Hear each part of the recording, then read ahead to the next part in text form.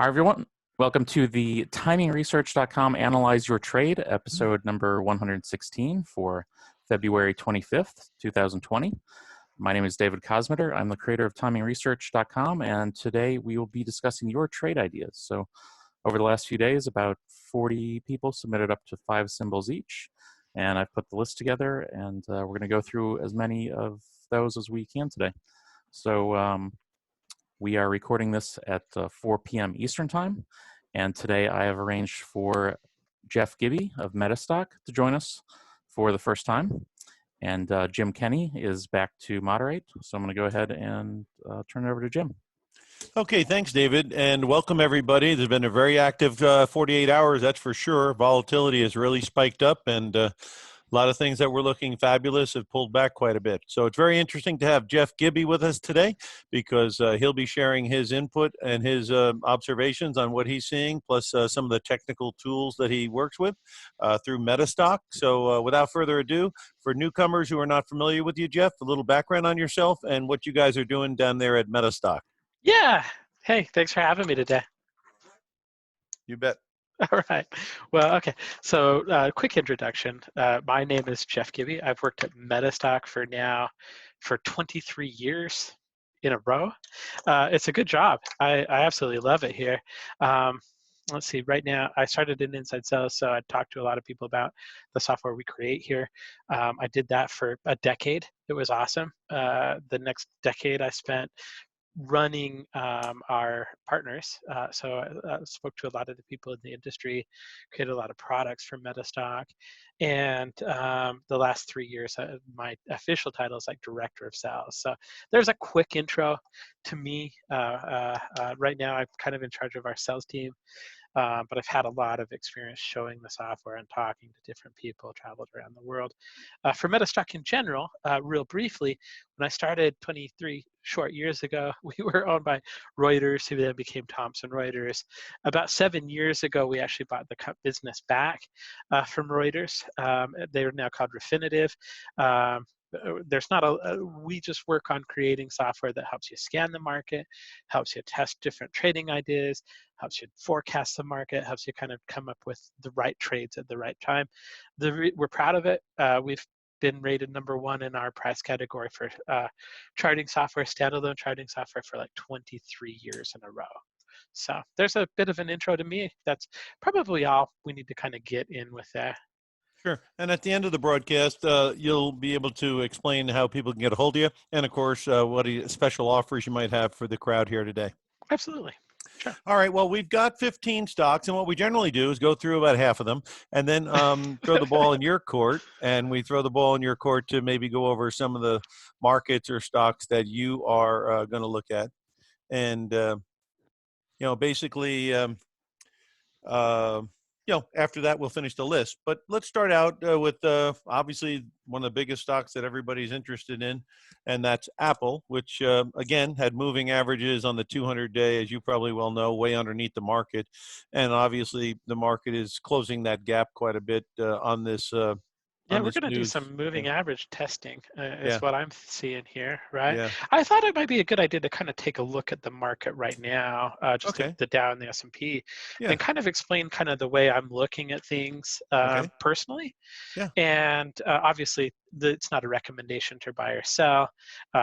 Being that we've been working with technology, gosh, I've been here like 23 years. So I saw the 2009 collapse. Mm-hmm. I've seen tons and tons of collapses. And usually what happens when I kind of come in and see these dramatic falls, I kind of go in and say, well, how did this compare to back then? And I don't think I'm going to go quite into that right now. Right. But let's talk a little bit about what I'm kind of seeing on the chart a little bit, kind of what I'm thinking about in terms of market. And again, this is just personal opinion. Right now, what I'm looking for is the market to stop bleeding. And when it stops bleeding, I'm going to be looking to buy in that order. So the indicators that we're looking at right here, what we've got on the top is this is a template that's built into Metastock. It's just one of the methodologies that's included. It's actually included for free, but it's called the Rahul Mohinder Oscillator. And it's a trend following system. I'm going to kind of try and go through the rules a little bit while we're working at stocks. But the first one we'll talk about is this trend indicator, this green indicator on the top. It's designed to look at the long-term strength. And it's the first thing that I typically look at when I look at a stock. Right now, I'm going to tell you that indicator is above 0. Which means that the RMO is in a bullish phase. So right now I'm looking, as long as this stays in a bullish phase, I'm looking for this market to stabilize a little bit. I'm looking to go shopping when it does. And that is a process that's going to take a little bit of time. The next thing I'm looking at is kind of like, this is our long term. So long term, I've got a bullish outlook. Short term, obviously, we've had a little bit of weakness the last couple of days. This swing trade number 2 is our short term indicator. And what you can see is that for the last 2 days, it's been down below 0. This little cyan, pink, whatever color you want to call this, it's been down below 0. So right now I'm bullish long term, but I'm bearish short term, which is a great time to stay out of the market until you see some strength in one direction or other. So the way I kind of see the market playing out from here, and the S&P is going to be very, very similar, is we're either going to stabilize or we're not. And that's really common sense, right? It's either going to go up or it's not. I kind of have a feeling right now that it's going to stabilize. It's going to take a little bit of time to shake out. But as long as this kind of starts to stabilize now, it's going to stay bullish long term. In that case, as soon as it kind of stabilizes, we start to get some bullishness short term. I'll be looking to kind of buy in. But right now, I view the market as being on sale. I don't see it more significant than that. If we go bearish, which we're pretty close. You can see that it's kind of coming down here pretty quick. In that case, I'd be looking at a different outlook. I'd be looking to go short. I'd be looking to put in stops above that. So that's what I'm seeing right now in the market. The S&P is not that much of a different opinion, really. If we look at it from a long-term perspective, we're still bullish. We're still part of this massive multi-year upward movement. We've had a really big pullback. This is not an insignificant pullback. We haven't tested the 200 yet. Again, as long as we stay kind of in bullish territory right here, I'm going to be looking to value buy on the bottoms. So that's kind of the way I'm seeing the market. How did that explanation do? I usually spend hours talking about kind of how the indicators work. Well, I think the indicators are coinciding with the support area. That 3,000, 3,050 area seems to be an area that is very important to hold. And it looks like the green chart at the top is telling us that it had better hold if you want to stay in a bullish mode longer term. Yeah, absolutely. And so it's very interesting how indicators can be coincidental at the same time, you know. Absolutely. So let's look at Apple, and we'll kind of use the same kind of thing. I can actually even show you how on an individual stock you could use this to kind of go in time. This is actually like I said, it's one of the methods that was included in MetaStock. It's also the first one I used to start trading real money with Apple. So it's a big part of the Dow. And a big part of the S&P and the big part of most indexes, right? And a big part of the country, right? Right, exactly. And that's where I get a little bit more nervous. I read an article the other day that said that Apple, they're looking at if this coronavirus actually continues. I was reading an article that said that we'll have an iPad shortage or an iPhone. iPads are out of they don't make those anymore, but they'll have an iPhone and the shortage. 5G would be delayed possibly, right? Yeah. Then that'll have ramifications. Again, though, I'm looking at what the market's doing. It's falling apart right now. We're well above our 200-day moving average. Right. We're only setting lows that are at 300. And if I look back on the chart, that was back in December. We were seeing that only a couple months ago. Right. Not terribly concerned at this point. Again, though, we're getting pretty close to going into a bearish zone. So that's kind of what I'm looking for. This is kind of where I can kind of come in and talk a little bit about how these indicators actually can generate buy and sell signals as well. We don't have any. I looked at all 20 stocks and nothing's given. You'll be surprised. Nothing's given a buy today, but on a trend following basis, maybe on a short, we'll look at more, but I want to kind of explain how Rahul kind of plays with these indicators to give stops and how he looks to get entries and stuff like that. So I'm just going to go back right here. I'm going to kind of identify this as a part of the chart, and because it is part of the chart. And I'm going to kind of just talk a little bit about, so we talked about the long-term RMO. That gives us this green ribbon that says the RMO is bullish. We talked a little bit about the short-term, and that's the purple indicator right here. I'm going to get rid of this exit swing signal because I don't think we'll have time to talk about it in a lot of detail right now. But what I want to talk about is the relationship between like this pink indicator and the blue indicator. Rahul Mohinder calls this well, this is the short term. This is the medium term trend. And what he's really looking for is what he calls a shift of momentum, or a shift of momentum, really, to kind of look to where to get into a long trade. So what that means is when our short-term momentum goes down below our long-term or our medium-term momentum, you're going to get a sell signal on a chart. That happened right here on 823.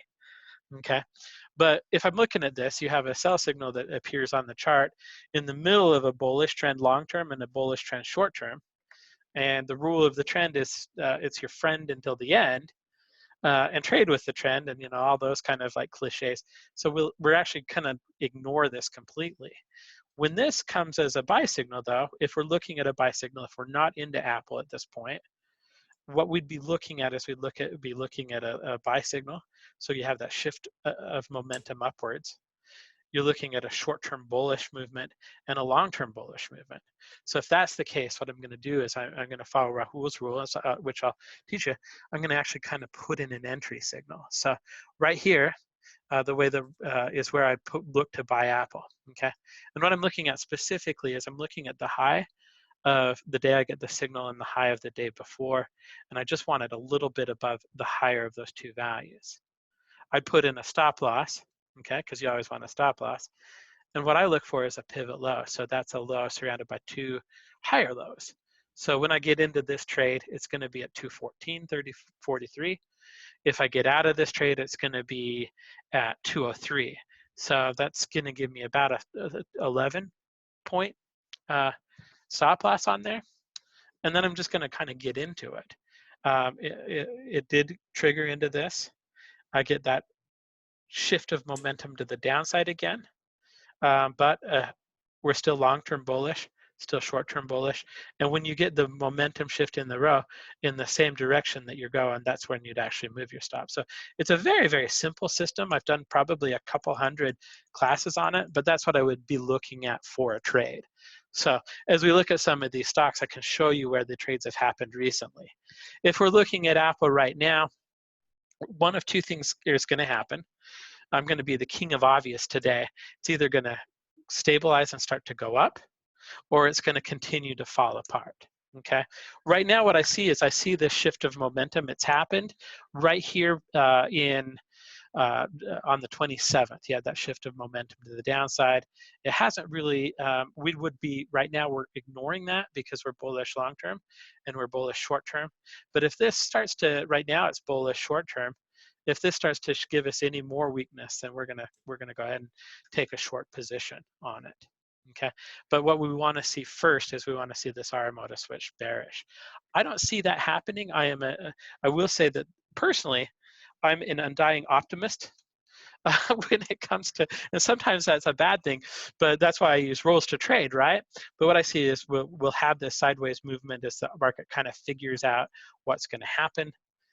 You're going to have a shift of momentum to the upside, and you're going to have an opportunity to buy Apple on sell. We're not there yet, okay? And it could continue to fall apart. I'm just going to trade based on what the indicators are saying, okay? And if I had done that, we'd be long from about 186 on this chart, when we probably have a stop loss to right about here at the biggest, okay? There's other ways you can move up your stop. I probably would have moved it up between 186 and 330. But that, regardless of how you're playing this, you would have been long during this whole dramatic move up. So, all right, any questions? Should we move on to Amazon? Yeah. With regards to right now, your opinion would be, or your observation would be, is too early to buy and too late to sell, that type of thing? Well, it's too early to buy and it's too early to sell. If this continues to get weakness, though, you're gonna have an option to do one of the other. If this continues, well, the reason it's too late to sell is, or too early to sell even, is we're still in a bullish zone. I'm not buying in a bullish zone. I want to trade with the trend. Right. So you buy the pullbacks. Mhm. Yeah. Correct. All right. And Well, that's usually what you're going to do on this. Like if you look here, you had a pullback here that allowed you to try and buy here, which is where our example was. You had a pullback into here that allowed you to buy, pullback into here that allowed you to buy. This is a fairly long-term system though. So if we would have bought this, we would have probably been managing a stop loss from right about here, actually. Manage a stop loss and probably be stopped out at this point. right. Many of these stocks are similar in that they got way away from their moving averages and they're coming back towards them. This next one up, Amazon, is another poster child for that because it ran all the way up to almost 2,200 on a good earnings report. And then basically it's coming to fill in all that gap right now. Now the question is are the 200s going to fill? Yeah. And that's a question that that just you're not going to get an answer to. It's too volatile right now. Amazon. Yep. Same thing here. We did have that shift of momentum just a couple days ago.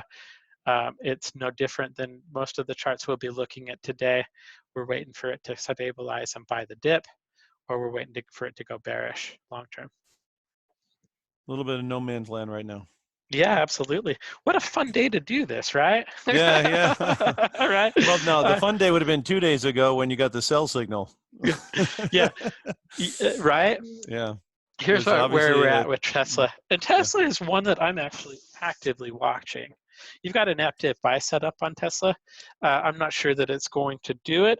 If we were to kind of look at kind of some of these charts back in the past, I'll just point out right now, if we had taken this December 11th trade, we would have probably triggered in on the 12th, put a stop loss in place, right? Right here is where we would have been moving a stop. So we would have held this all the way up. It's had a bit of a pullback. Here's where we'd be moving our stop is on 219.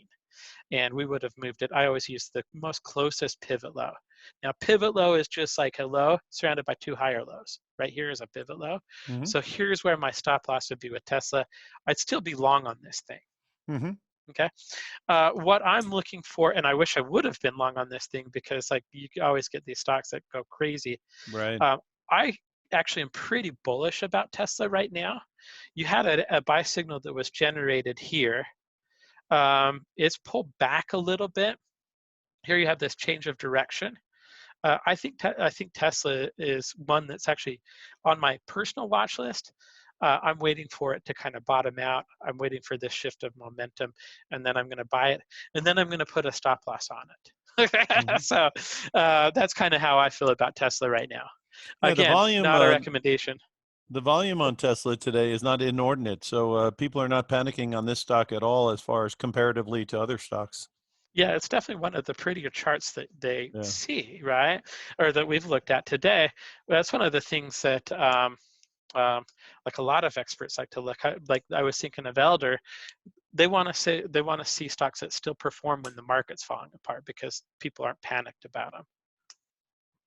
Well, this next one is also a momentum giant, and that's the Virgin Space one, SPCE. Let's go ahead and go to that one.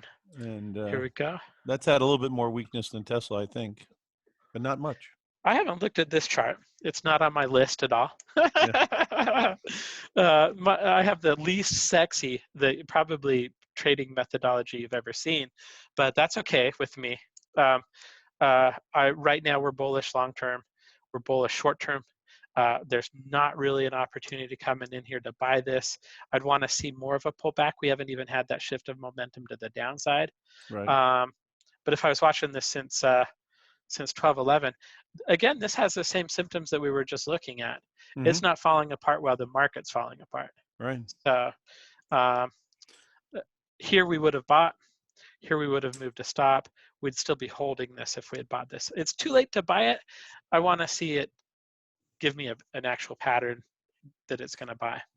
Something interesting here is the stock barely moved today on a net basis, and the volume was 41 million shares, which is more than twice the normal volume. So that's a lot of activity for something that actually went nowhere today. What do you usually look at? I'm curious in terms of like your so for me, I'm usually looking at an average volume of like 50. Well, That's I'm kind of just how saying I the measure. 50-day moving average of volume is Okay, that's how it's got 17 million. plotted. 17 million, yeah, 17 million shares. Today it did 41 million. So that's an inordinate jump in volume, right? Yeah, yeah. All right. So anyway, the next guy up is going to be FEYE. Okay. FireEye. I don't like this one.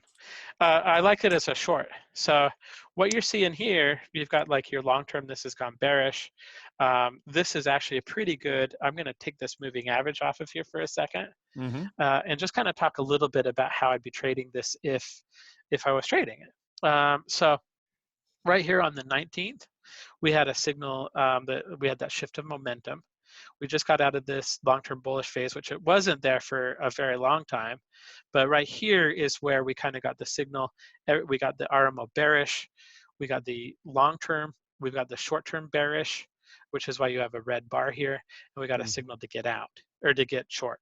Okay. So in this particular case, if we were trading that, based on Rahul Mohinder's rules, I'd take a short as soon as it crossed down below this 1552 area. Again, when I'm doing a short position, I'm going to look for a pivot high. This is a high surrounded by two lower highs, so that's a pivot high. The short on this is not going to be, the stop on this is going to be about $2 on a $17 stock or a $15 stock, right? So it's a pretty wide stop. At that point, you're looking at your risk reward because I wouldn't want a tighter stop. I don't like to set my stops based on what I can afford to lose. I don't think the market cares. Yeah. This is where the high would be, though. This is where the resistance would be. That's where I would say your stop needs to go based on kind of the rules. So you're going to put your stop where you believe it should go, and then if the person who was looking at it did not like to risk that much money, then he would just view it as a no sale then. Or we go on to the next one. He'd move on to something else. Yeah. Well, this Rahul Mohinder is not familiar to everyone. Is there any background on who he is and how he came up with these things? Yeah. Yeah. So Rahul Mohinder, he came into our. Okay, let me tell you who Rahul is. He is a good friend of mine, actually. Over the years, when I started, and that was like again 23 years ago, he was a dealer of metastock in India. And he's been extremely successful. Like we've got my boss and the president of the company are down right now doing an Indian tour. But he's been very, very successful training people how to trade in India. And he's always been a metastock user. He was in our office about, it would have been when 10 came out. So like 2010 probably. And we asked him to show us what he was teaching people how to trade in India. His sales were through the roof and people loved him. This was one of the methodologies that he showed us, and we bought it from him. We've included it for Metastock for ever since then. So for 20 years almost, 10 years almost.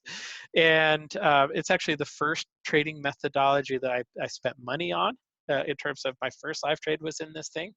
I've also shown it probably in about maybe thousands of demos, probably dozens of countries on different stocks. It works pretty well. It doesn't, I'd say it works just roughly about like 75% of the time on 75% of the issues, I would say. It's important to kind of eyeball it and see how well it works on kind of the stocks you want to trade. So for example, we're looking at FireEye right now. What I would do is I'd kind of go in here and see how it was behaving. I don't really like this stock the way it's behaving because you notice that there's a lot of uncertainty. This is jumping all around. This is probably one I wouldn't actually trade with it. But if I was trading it, we'd be in a short right now with a stop way up here at 17 and a half. It looks like the indicators above clearly are rolling over a bit. Well, the next one is another Cadillac, We're moving through these. Microsoft, and again, as the S&P goes, seems like Apple and Microsoft go. So big run up, and then a nice sell off here. And is it time to start taking a bite of this one, or like others? This Let's one's see if it. still long-term bullish too. So let me look at just a long-term view here, right? So we've had, if I just go back, Microsoft's been in a bullish phase conservatively since right here. Right here we've been, right here is at 106, it's climbed to 195, and now it's dropped down to 168. So it's been in a huge, massive bull run that's running on 2 years now. Since the early part of 2019. During that time period, if you're just following RMO, you'd only be looking to take long positions the whole way up.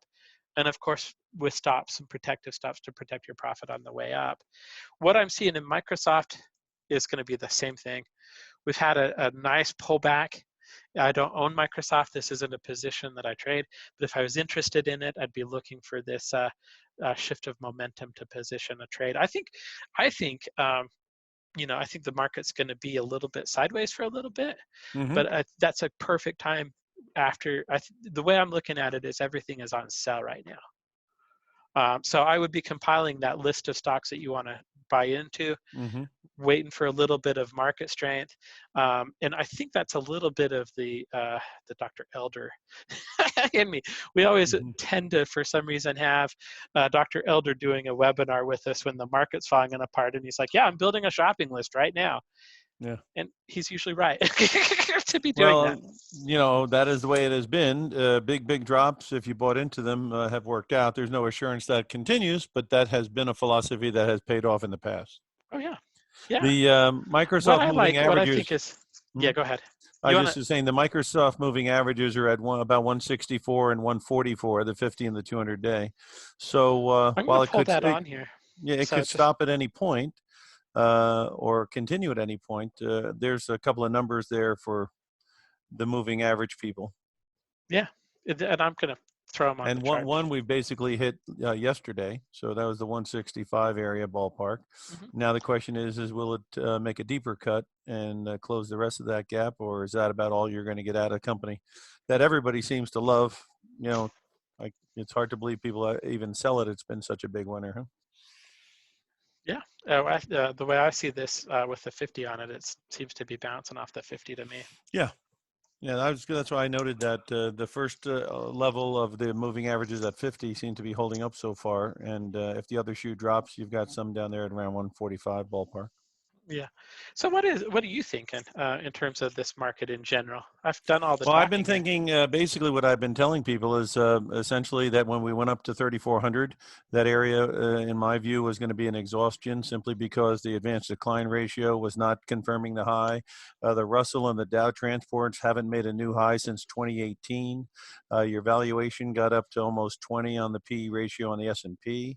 When you hear 50% of the people aren't going to work, factory workers in China, and 70% of the stuff comes out of the supply chain there, and then you had a 92% drop in car sales and air travel and everything like that.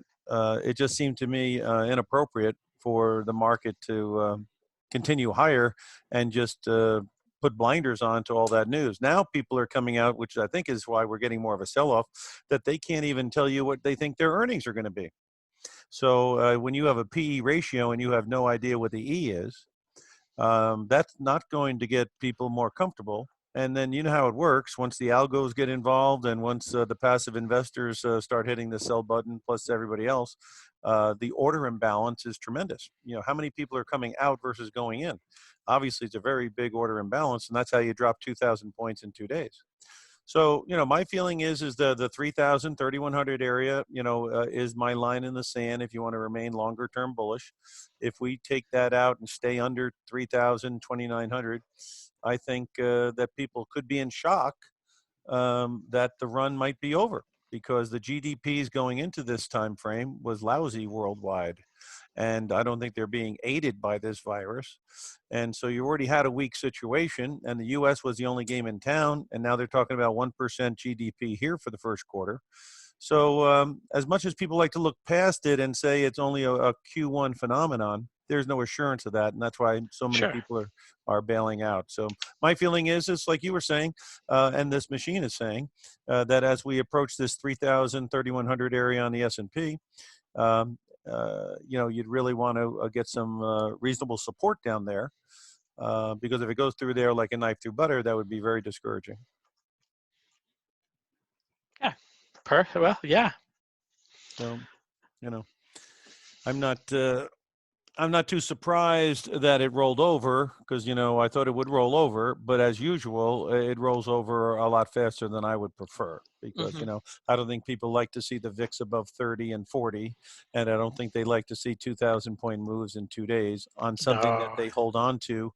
Some people hold on to stocks obviously as a part of their retirement plan, or a part of a life savings I'm going to live on it plan, and nobody likes to see those plans going up and down, 10,000 feet in the air, up and down. They like the plane to be going a little smoother than that, Sure. Absolutely.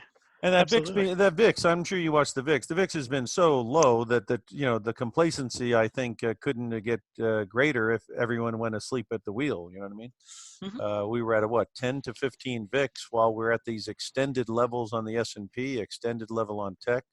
Guy from JP Morgan made a good point. The tech contraction here was very probable because of the difference between oil and tech, and the stock market valuations has never been greater. And so there was a lot of signs saying complacency, overvaluation, earnings may not be there. And obviously in the last 2 days, people have made a decision to reduce their exposure to stock. Fair enough. That's a lot of heavier market analytics that we kind of look at. That's some good detail. Well, this is you're talking about the technicals here. I was just talking about the general fundamentals. Sure. Which I'm glad to hear about. Thank you for the insight. And of course, a lot of the fundamentals that I'm talking about are in the price. That's why we're fading, because obviously there are concerns about earnings looking forward. Yeah. Okay. At any rate, and again, the technicals sometimes give you the signal, before the fundamentals actually kick in. So, the fundamentals could be one thing, but if the technicals are still saying buy, buy, buy, you can't fight the tape, right? Oh, you don't want to fight the market. Right. And you don't fight, what was Warren Buffett's quote? You don't fight the Fed either, right? Yeah. But there's another thing. If things don't make sense, they won't last. And I think that's basically the story of the last couple of days. Well, it certainly seems to be the story of Walgreens right here. Yeah, well, which was the next stock on the list. I guess people are doing a lot of online buying and not as much going into the stores, I guess. Oh, retail? Retail's hurting? That's news to me. So if we were looking at Walgreens a few days ago, then we would have been positioning a short on it.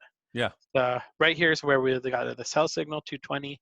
We would have put a stop loss, or we would have got in at about 51.29. We would have put in, again, a stop loss. Yeah. Yeah. And you've been getting sell signals on this thing for 2 years now. It's been, for the most part, we had a little bit of a bullish kick right here. Yeah. But it's been bearish since pretty much the whole chart you're looking at. Yeah. So that's the beauty of Metastock, and that's the beauty of the technicals is, the technicals are just going to crunch the numbers and the indicators and spit out what it says. It's not going to be an opinion type situation. And well, and that's the thing is, like, if you talk to a pure technician, they're always going to say the stuff is built into the price, right? You're going to see these kind of stuff built into the price. I like to look at fundamentals, but I always make my decision about what the stock is actually doing. Yeah, so, definitely. They follow the money. Man, Roku looks a lot different than last time I looked at it, though. Well, I mean, it's a wild one. So yeah, how did the Metastock stuff work with there? Because we've been as low as 55 and as high as 176, and now we're back to 118. Today was an up day, so that's a pretty good. We're short on it. I mean, we're bearish on it right now, but it did a pretty good job. Anytime something kicks pretty well, and I don't want to say that this is kind of like a one-trick pony for Metastock. This is just one of the methods that is built in. Okay. There's hundreds in Metastock, but right here, if you're looking at RMO, this went bullish here. Nice run up. Again, you're only taking longs this whole bearish time. It's kind of starting to get weak right here. Right. So right now, if we're looking at it, you've got an active short again. Yeah, because the green, the Rahul Mohinder indicator has turned to the south side, right? Right here, it turns south right here on 218. Uh-huh. One day before the last one we were looking at, right, Walgreens. So you had that change of momentum that gave you the sell signal here. You would have shorted it here with a stop loss probably right up here. So you're short if you're following Roku. And the last time we were looking at this, we were full blown bullish on it. It's a different stock. Got some lower highs there that would be also favoring the sell. Yeah. Yeah. But okay, the next guy up on here is FULC. Almost sounds vulgar the way you're saying that. Oh, it's therapeutic, so it must have been done. It must have been doing well, and now people who turned that name in want to know: is this a stall on a bull I'm market, surprised or this is was this a turn? You know, one of the more popular ones. I haven't heard this one for a while. yeah, therapeutics. Anything with therapeutics has definitely had a pretty good run on in many cases. Well, long term we're bullish, Mm-hmm. but it does mirror a lot of the other stocks here. We're bullish, but we're just went short term bearish. Yeah. So it had a nice move up. Whether that will continue and whether this is just kind of like one of the stair step patterns is a crystal ball. Yeah, and people use this, and then maybe do they bring in option strategies? Like, say you were an owner of this, and you said a little bit of a sell signal here. I think I'll sell some calls, or I'll do a collar strategy where I sell some calls and buy some puts to try to bracket my equity. Do they combine this with other tactics? Oh, that depends on the customer. I can tell you some demographics. So generally, I'd say our customer base, about 60% of them trade stocks. About 40% of them trade options. And now these numbers are going to be more than 100% because people usually trade more instruments. About 32% of our database right now trades ETFs, about 8% trade futures, and about 22 or so percent trade Forex. So personally, I do a lot of option directional strategies in it, but there are methods in here that that just like for example, if somebody wants to do like non-directional plays, we have a lot of Don Fishback's work in here, and he's huge into doing like kind of non-directional calendar plays, and we have some systems that are built around that. So with Metastock, I think there's about 50 full-blown built-in systems. This is just one of the ones that I prefer. And we do have the ability, like with our engine, to go in and we can say, okay, well, here's the systems that are included in Metastock.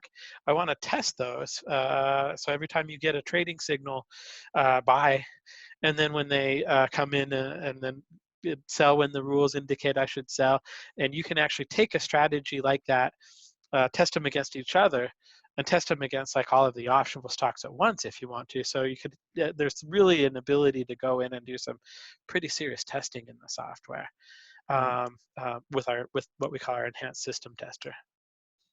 Well, we've gone a little bit beyond, obviously, the halfway point, and we've gone over, I think, about 9 companies. More than I thought we would. Yeah, well, I was going to say, before we go any further into the water here, are there any stocks or any sectors or any commodities or anything that you'd like to share your opinion and your observations?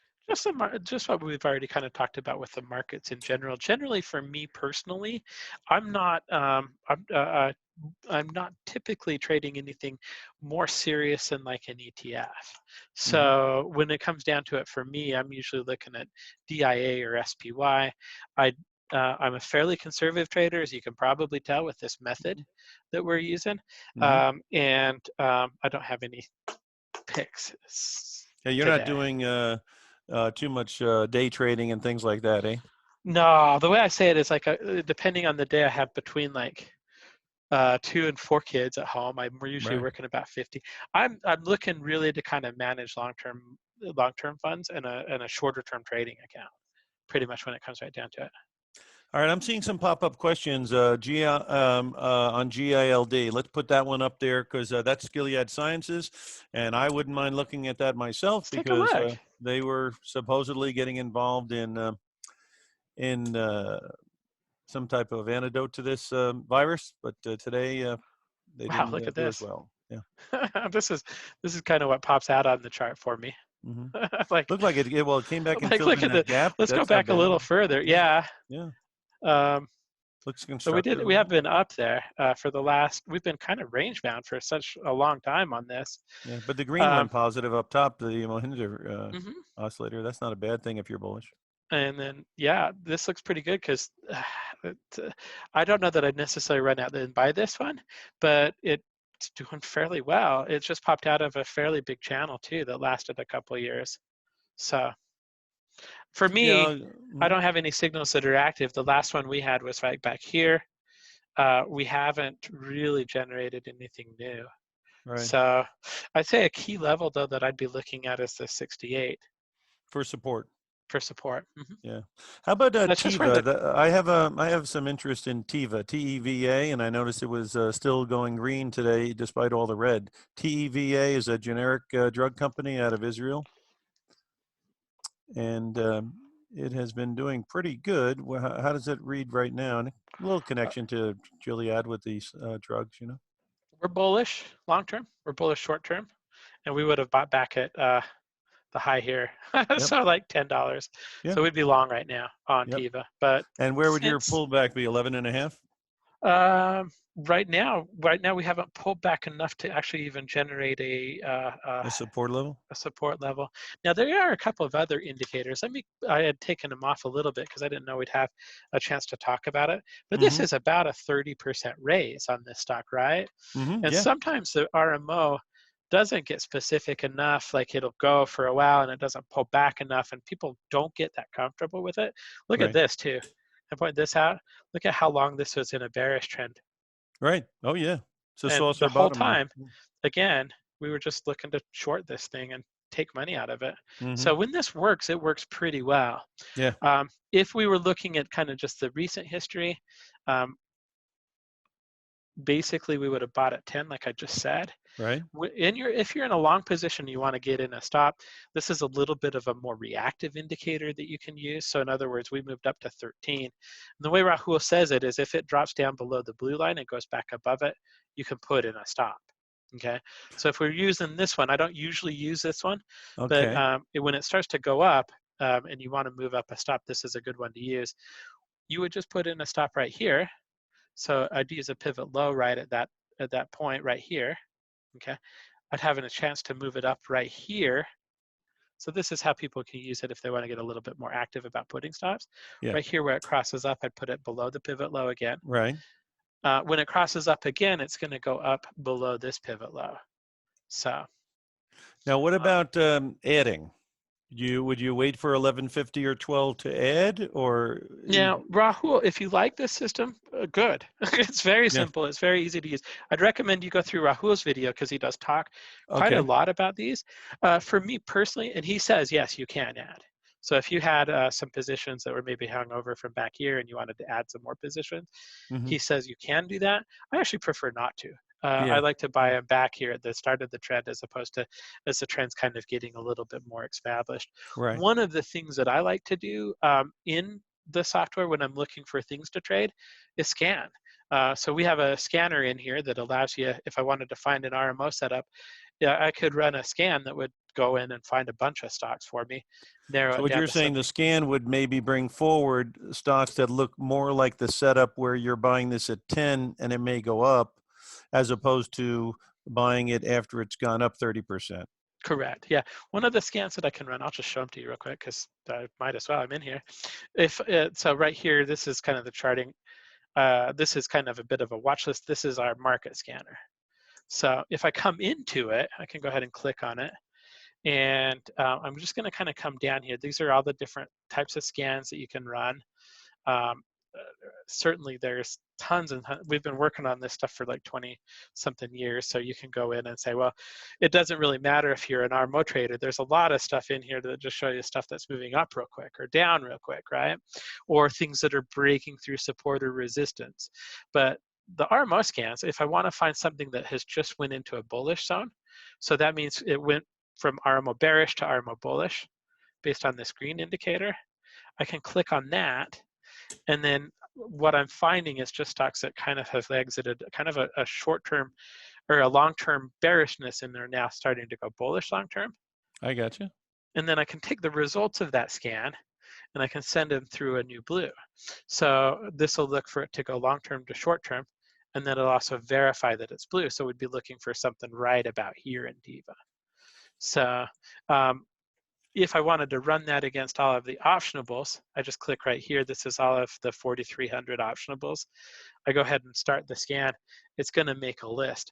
I'm interested to see if there's actually anything in here today, because you know, with the market behaving the way it's behaved. Yeah, it's hard to come up with them. Yeah. So here it's running.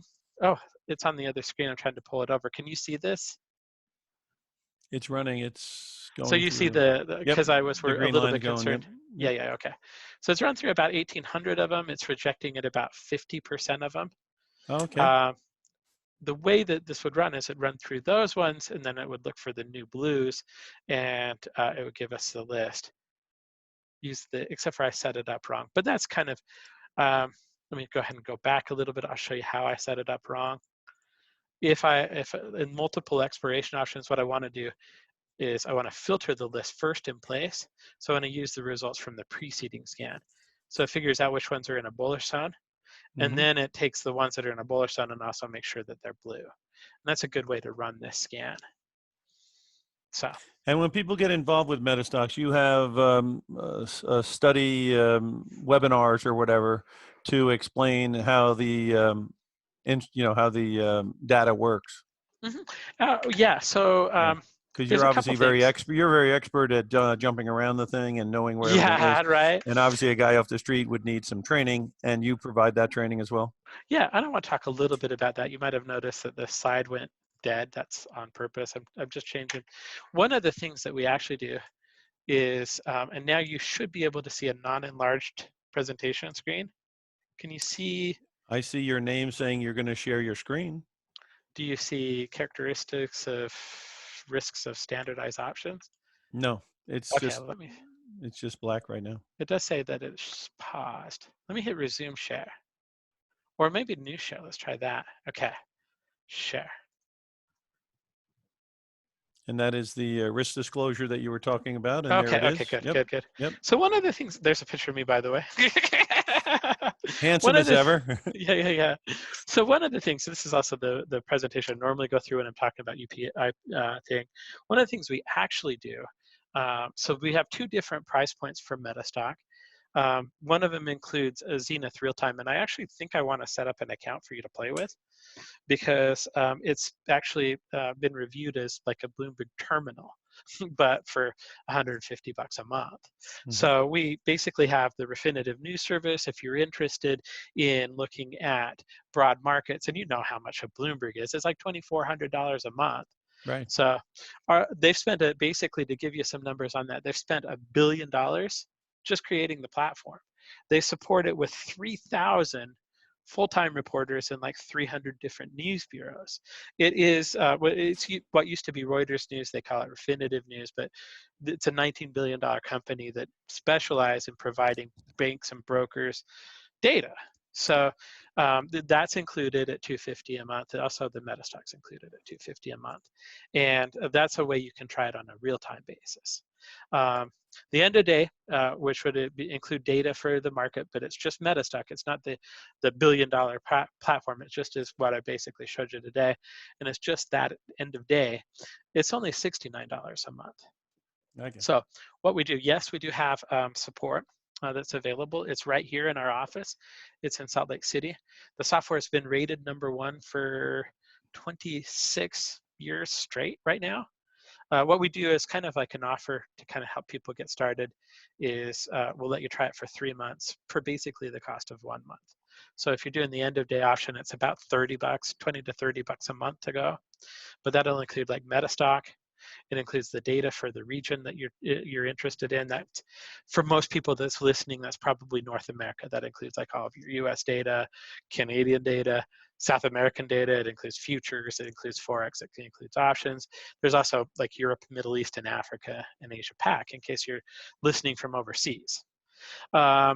we actually, what we'll do, it says right here, white glove installation support. We actually set you up with one of our support reps.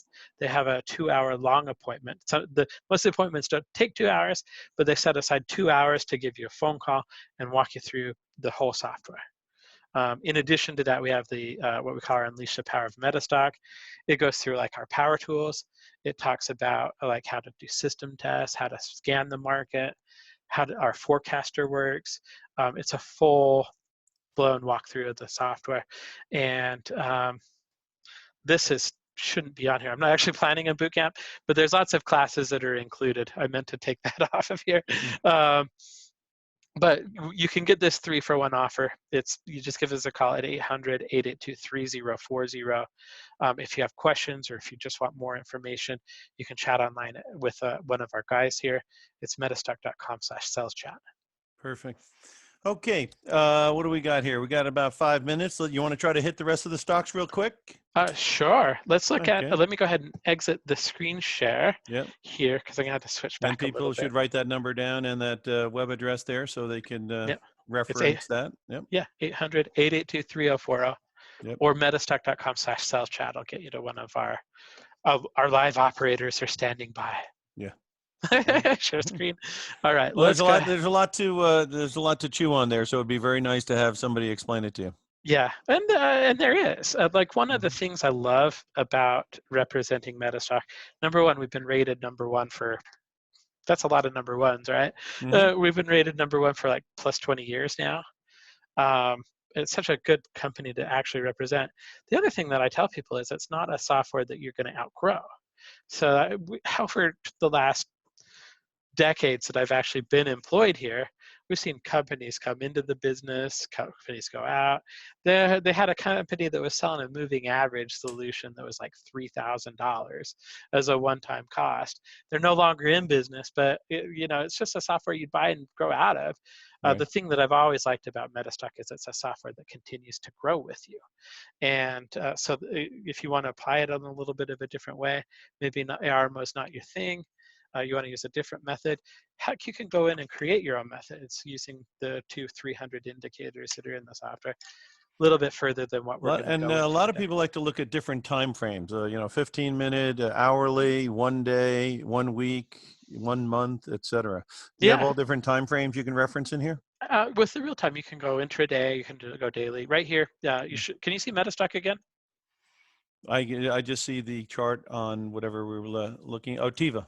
Okay. So in the corner here, woohoo, right here, you should be able to see there's. You can change it to any time frame that you want. Oh, there you go. Yep, I can see. And if you don't see the time frame that you want, there's always custom. So like if you want like a 50 tick chart, you can do that.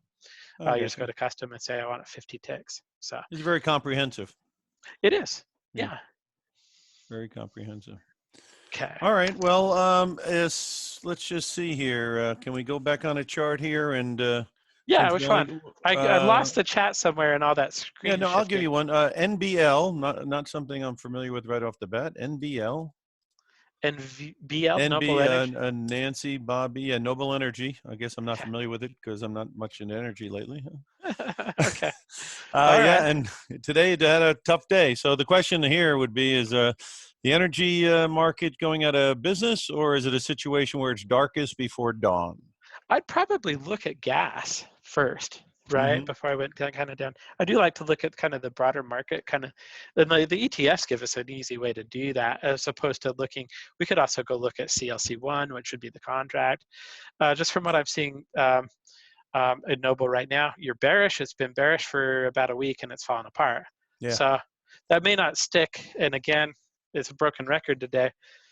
May not stick, but we're going to trade what we see right now. That doesn't look good. Let's look at gas, though. Let's look at actually CLC1. Okay. Oh, I typed it wrong. that's the way the error CLC? Okay, so what I'm pulling up is crude, light, a continuous contract with a roll and expiration, basically. So the way that that's expressed in Refinitiv or Reuters terminology, anytime you want to take a contract and do a continuous, it's uppercase. For the symbol, lowercase c1 will get you a roll on expiration. Yeah. Yeah, I've got it up here at 50.13 today, closing. I'm bearish. Yeah. Bearish long term and short term. Although we did have a bit of a pull up, which was enough to get us into a trade that we would have stopped out on. Right. So Yeah. there's full disclosure for you, right? A false break. Yeah. Yeah. Right now, it doesn't look like it's even going to hold. Actually, the oscillator only really went up to sea level, so it really didn't give you much of a buy there. So you could have avoided it if you used a combination of the two indicators. I probably would have taken this. Yeah. You're going to have bad trades. Yeah. Well, let's take a look at it. Maybe we wouldn't have. Right here, we're not bullish, right? Right. Here, you're bullish. Oh, okay, just a long little term. bit. Yeah. So everything lines up right here. This is why Rahul on this bar here, right? This is why Rahul, if you remember the rule, we would have been looking to get in above this high and then put a stop in. So we wouldn't have bought this because it didn't have enough strength to penetrate that high. And this might also be a factor. They came out with the news that China was really not using their energy at all, and so the demand was falling off a cliff. And so it was trying to mount a rebound, but then when the news of their demand falling off a cliff, it was too much for it to take. Yeah, you might be right. We might be in for like a little bit of a ride. It'll be interesting. Well, I mean, yeah, like if it takes out to 50 and 45, I mean, Lord knows where it's going, right? Well, and if we're, there was a time, and I was living in Silicon Valley at the time. There's a time when Apple, if it went up a quarter of the point, like it affected the GDP, like literally. Yeah. So this could be pretty significant. Well, they were saying that the energy sector weighting 10 years ago on the S&P was much greater than it is today. Because if it was heavy weighted today, we would have an S&P much lower than it is now. All right. Well, there's a cheerful thought to end the I know. How about Micron? Here's a stock that the entire planet seems to be trading because it traded 41 million shares today. Micron Technology. Some people are thinking that it's rolling over and it's got further to go. And some people think, obviously, with the 5G coming up, you don't want to throw the baby out with the bathwater here. Well, let me see. I'll tell you what I think. I think it's a wait. Again, like everything we've looked at today, I'd be waiting on. Yeah, they all have moving averages that are way under the market. You're at 46 is the 200-day on Micron. So a lot of these still have some real estate between the current price and the 200-day moving average. So like you were saying, it could be resolved by just going sideways. Yeah, yeah. And that's the thing that there's been a lot of people where okay, so I'll give myself as a good example case. I have been so much thinking that a top was overdue for this market for years, right? I'm not trading that though, because up until a couple weeks ago, the market's going to have. I would say when we're kind of looking at these stocks, the market's going to have to go down for more than 2 days in a row for me to kind of be convinced that we're in a bearish market just because of how strong it's been. Right. We could now, the people that I'm talking to, there's a couple of them that are saying that this is the end of the bull market. I'm not there yet. Well, I'm saying 3,400 has now been established as a high point. If by next month we haven't taken it out, and if the following months it hasn't taken out, and they start taking out 2,900, I think that case would make a lot more sense. I think right now the evidence is more that we're having a pullback and it's testing some support zones, right? Yeah, I think you're right. Hey, if the how about one last to go up, we're out of our bull trend. Yeah, Jeff, can we just do one last one before we sign off? And this is one, the reason I'm mentioning this last one is that, it's obviously a very widely held company. It has fallen down to under where it was priced when they came out with their streaming deal. And this is Disney. And I was wondering if the machine would tell us that maybe Disney is a buy around this 125, 128 area. I just got back from Disneyland. It's not a buy. That could be a sign. That's an indicator. The Jeffrey indicator. Yeah, no, I should have bought some stock before we went, but no, I shouldn't have. Look at this chart. I don't see any strength on this yet at all. Not long term, not short term. This isn't a play that I would be looking long term at. I don't even think I would have taken this latest short here that happened a couple days ago. Right. How much was this gap? It went down from, when it happens like this, you have to keep in mind, I'm conservative as you can be when I'm trading. 138 is where we closed. We opened at 132. It gave up the ship, yeah.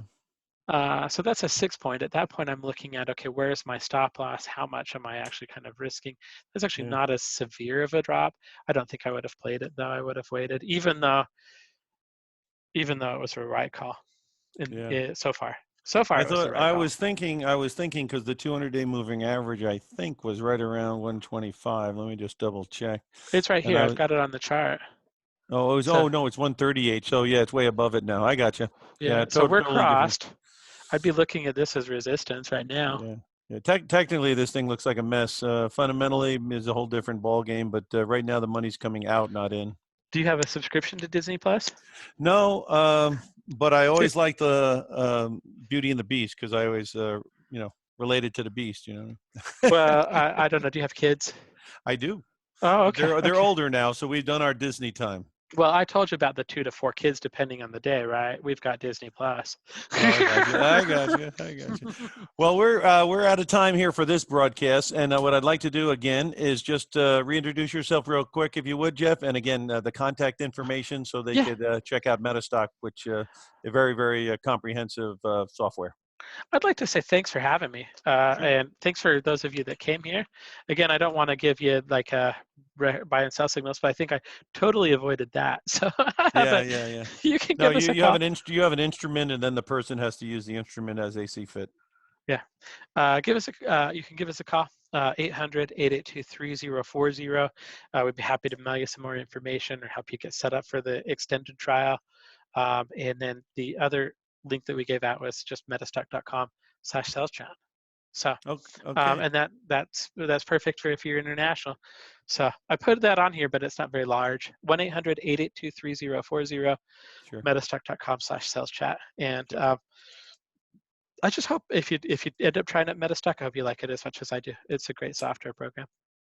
Well, thanks a lot for being with us today, Jeff. That's a lot of information, and people could hopefully take something away from it, of course. Right now, I'm going to turn it over to David Kosmider. David, it's back to you.